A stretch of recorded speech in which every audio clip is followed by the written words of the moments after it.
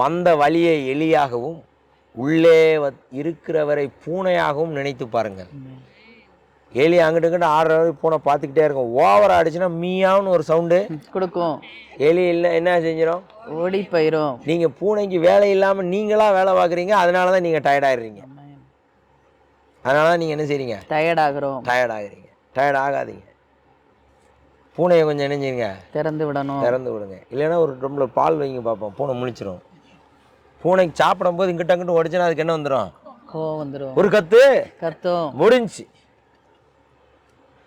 உங்கள் வலி எலிலாம் போயிடும், ஓடிடும்.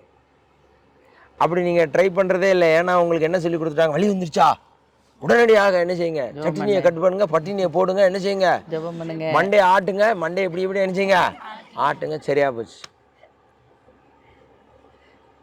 இந்த நாமம் அப்படிப்பட்ட நாமம் இல்லை. இந்த நாமத்தை ஏற்றுக்கொண்டீங்கன்னா அந்த நாமம் உங்களை சுற்றி பாளையம் இறங்கும். அந்த நாமம் உங்களை எப்படி காக்கும்? வலுவாது காக்கும்.